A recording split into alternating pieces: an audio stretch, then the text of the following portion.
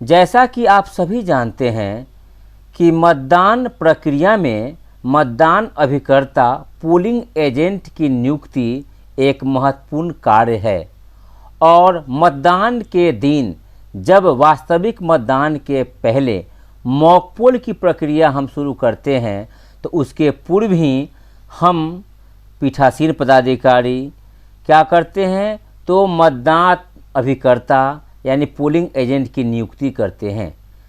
Polling agent की नियुक्ति करने के लिए जो उसके नियम है ये है कि बिहार पंचायत निर्वाचन नियमावली 2006 के नियम 46 के अंतर्गत अभ्यर्थी या उसका निर्वाचन अभिकर्ता प्रत्येक मतदान केंद्र के लिए अधिकतम 2 मतदान अभिकर्ता पोलिंग एजेंट की नियुक्ति प्रारूप 11 में 2 प्रति में करेगा।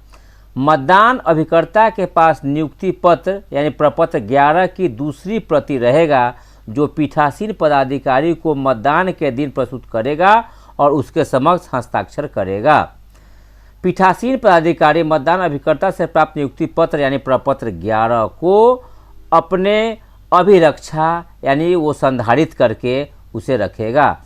मतदान के समय यदि कोई मतदान अभिकर्ता केंद्र पर उपस्थित एक ही उपस्थित रह सकेगा। 2 प्रत्येक अभ्यर्थी के लिए 2 पोलिंग एजेंट की बहाल कर सकेंगे अभ्यर्थी या उसके इलेक्शन एजेंट, जिसमें से एक समय में एक ही मतदान केंद्र पर रहेंगे। ऐसी घोषणा पीठासीन पदाधिकारी को दी जाएगी और पीठासीन पदाधिकारी प्रपत्र 11 को संधारित करेंगे। जहां तक की बात है कि मतदान अभिकर्ता कौन होंगे, पोलिंग एजेंट कौन होंगे, तो राज्य निर्वाचन आयोग बिहार के पत्रांक 2910 दिनांक 13/4/2016 के द्वारा प्रत्येक मतदान केंद्र पर मतदान अभिकर्ता के संबंध में कुछ निर्देश दिए गए हैं।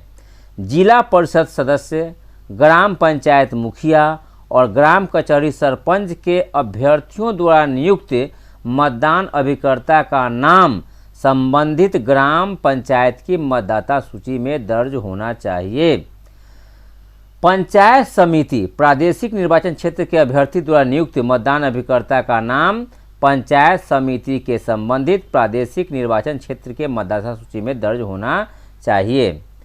इसके बाद है कि ग्राम पंचायत के सदस्य यानी वार्ड मेंबर और ग्राम कचहरी के पंच द्वारा नियुक्त मतदान अभिकर्ता के नाम उस ग्राम पंचायत सदस्य और ग्राम कचहरी पंच के प्रादेशिक निर्वाचन क्षेत्र के सूची में होना अनिवार्य होगा। तो इस तरह हमने देख लिया कि कौन से पोलिंग एजेंट होंगे।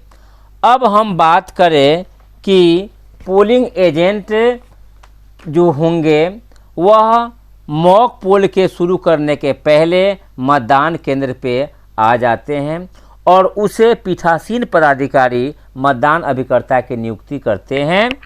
तो क्या करेंगे, मतदान अभिकर्ता पोलिंग एजेंट 11 नंबर प्रपत्र लेकर के इस तरह के आते हैं। उस पे क्या करते हैं, यहाँ देखिए प्रादेशिक निर्वाचन क्षेत्र की संख्या से डैश ग्राम पंचायत के सदस्य, प्रादेशिक निर्वाचन क्षेत्र संख्या से डैश ग्राम कचहरी के पंच, निर्वाचन क्षेत्र संख्या डैश से डैश ग्राम पंचायत के मुखिया, इस तरह से निर्वाचन क्षेत्र संख्या डैश से डैश ग्राम कचहरी के सरपंच, प्रादेशिक निर्वाचन संख्या डैश से डैश पंचायत समिति के सदस्य और प्रादेशिक निर्वाचन संख्या डैश से डैश जिला परिषद सदस्य। यहाँ हमें देखना है कि वो पोलिंग एजेंट किसके लिए। मान लीजिए कि अब मुखिया का आया है और उस मुखिया का तो निर्वाचन क्षेत्र संख्या यदि 15 है तो हमने यहाँ 15 दिया, बाकी यहाँ ये कटकुट कर देंगे क्योंकि वह मुखिया के पोलिंग एजेंट है तो यहाँ हमने इस सब को कटकुट कर दिया। तो इस तरह से निर्वाचन क्षेत्र संख्या 15 पंचायत का नाम अगर है मधुबन तो हमने लिख दिया यहाँ मधुबन। तो इस तरह से 15 मधुबन ग्राम पंचायत के मुखिया। यहाँ देखिए मैं अभ्यर्थी का नाम, चूँकि ये मतदान अभिकर्ता मुखिया के पोलिंग एजेंट के रूप में आए हैं तो यहाँ मैं अभ्यर्थी का नाम, अभ्यर्थी का नाम का मतलब उम्मीदवार का नाम, तो उम्मीदवार का नाम है सुकेश सिंह, तो यहाँ सुकेश सिंह, इस तरह से सुकेश सिंह होंगे, लिखेंगे।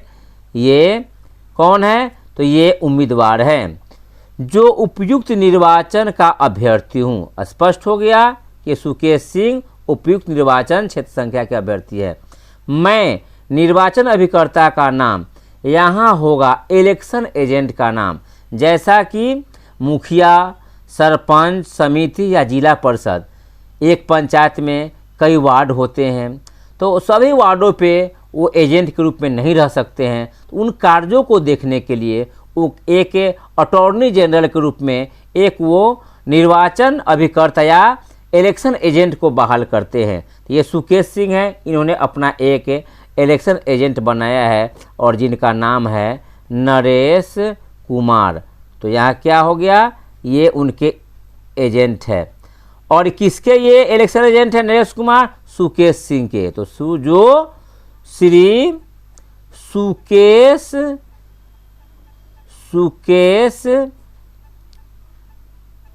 सिंह जो उपयुक्त निर्वाचन में अभ्यर्थी हूँ का निर्वाचन अभिकर्ता हूँ। तो आपने देख लिया कि यहाँ सुकेश सिंह जो उम्मीदवार हैं, नरेश कुमार निर्वाचन अभिकर्ता हैं जो इलेक्शन एजेंट है, और यहाँ सुकेश सिंह के ही यह क्या है? इलेक्शन एजेंट है। अब यहाँ उन्होंने जो पोलिंग एजेंट नियुक्त किया है उनका नाम है सोहन कुमार। तो यहाँ सोहन कुमार का नाम लिख दिया गया, ये है सोहन कुमार। पता, तो पता इनका जो है ये ग्राम का नाम आप लिख सकते हैं। तो ग्राम लिख दीजिए सरमसपुर। तो ये सरमसपुर लिखा गया,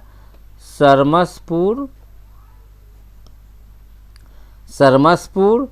और यह है हसीपुर, ब्लॉक का अगर नाम है हसीपुर। जिला भी लिख सकते हैं, तो जिला सीतापुर। तो इस तरह से सीतापुर, यहाँ उनका यह पता लिख दिया गया। ग्राम लिख करके, पोस्ट लिख के जिला लिख दिए, ग्राम, प्रखंड और जिला लिख दिए। ये सोहन कुमार कौन है? पोलिंग एजेंट है, मतदान अभिकर्ता है। केंद्र संख्या, तो केंद्र संख्या क्या है आपका? 55 है, तो आपने 55 लिख दिया। और स्थान का नाम लिख दिया, आपने लिख दिया मध्य विद्यालय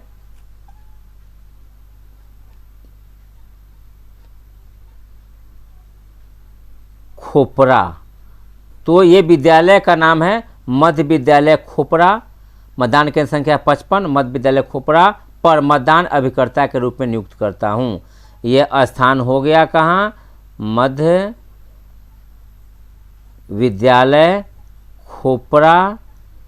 तो ये, और तारीख, इलेक्शन किस तारीख को है? 29। तो आपने 29/9/21 यहाँ लिख दिया।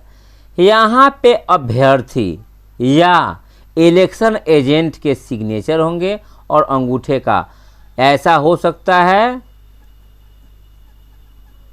इस तरह से सुकेश सिंह का सिग्नेचर हो, या उनके इलेक्शन एजेंट नरेश कुमार है तो नरेश कुमार के हस्ताक्षर हों।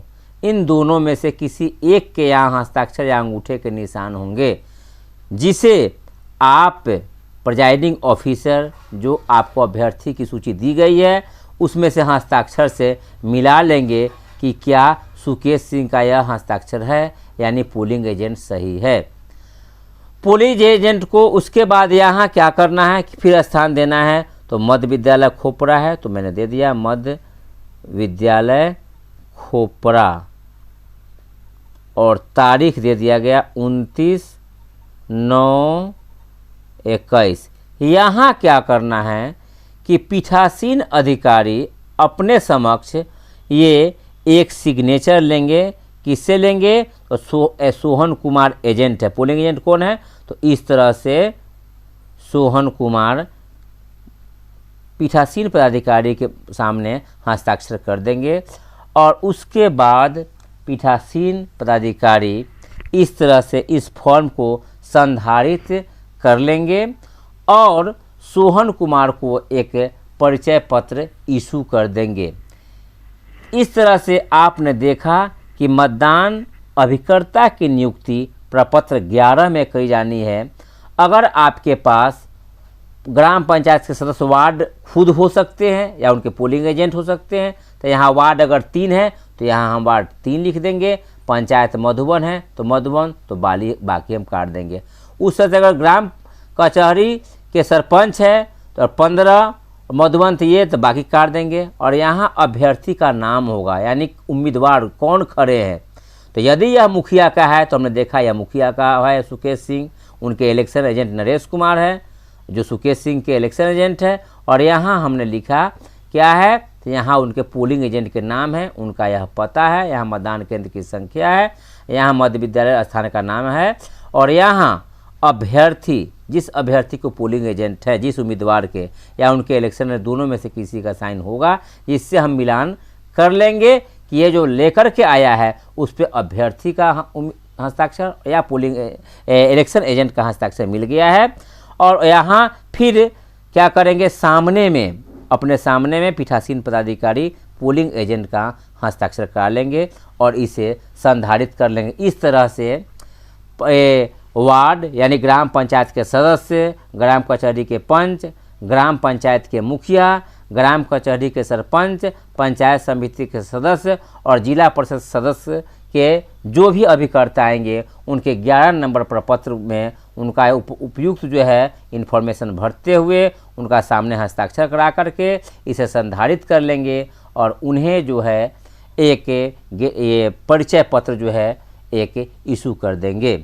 इस तरह से अब मतदान अभिकर्ता की नियुक्ति यानी प्रपत्र 11 को भरना बिल्कुल आसान हो गया और मुझे विश्वास है कि अब आप मतदान अभिकर्ता की नियुक्ति में कोई भी कन्फ्यूजन आपको नहीं रहा होगा। बस यही कहेंगे कि ये 3 जो कॉलम है यहाँ है, यहाँ सब संख्या आपके पास ग्राम पंचायत सदस्य की संख्या और ग्राम कचहरी पंच की संख्या एक ही होंगे और यहाँ पंचायत का नाम होगा।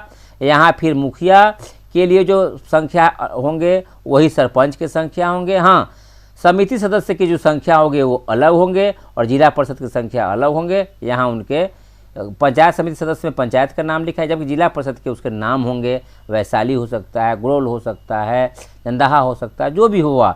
यहाँ समझना है कि मैं अभ्यर्थी का नाम में यहाँ उम्मीदवार का नाम होगा, यहाँ निर्वाचन अभिकर्ता का नाम में उनके इलेक्शन एजेंट का नाम होगा, यहाँ उम्मीदवार का नाम होगा और यहाँ जो है उस पोलिंग एजेंट का मतदान अभिकर्ता का नाम होगा, यहाँ पता होगा, यहाँ स्थान होगा और यहाँ सिग्नेचर किया हुआ उस प्रपत्र में रहेगा पूर्व से अभ्यर्थी का या उनके इलेक्शन एजेंट का। इससे हम मिलान कर लेंगे फॉर्म को, जो आपके पास पूर्व से उम्मीदवार की सूची है उससे उम्मीदवार का जो स्पेसिमेन सिग्नेचर है उससे मिलान कर लेंगे और यहाँ उस पोलिंग एजेंट से सामने में हस्ताक्षर करा करके इसे संधारित कर लेंगे।